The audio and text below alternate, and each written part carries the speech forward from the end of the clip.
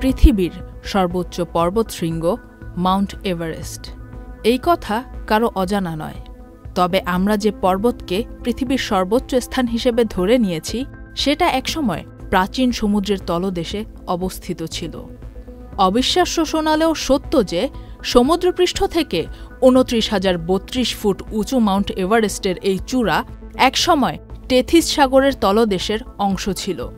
লক্ষ লক্ষ বছর আগে আমরা এখন যাকে হিমালয় পর্বত বলি তার অস্তিত্বও ছিল না।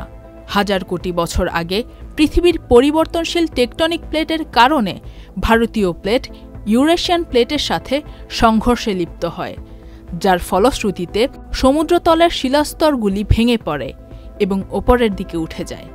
এভাবেই হিমালয় পর্বতমালার উত্থান হয়। এলএমই সার্টিফাইড বিশ্বসেরা কপারে তৈরি ওয়ালটন কেবলস, যা আপনার স্থাপনাকে রাখবে সব সময় নিরাপদ।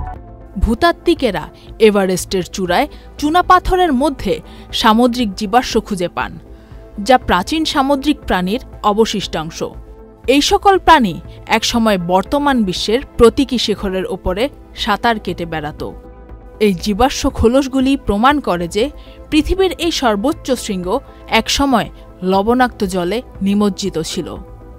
সমুদ্রতল থেকে আকাশ ছোঁয়া চূড়া।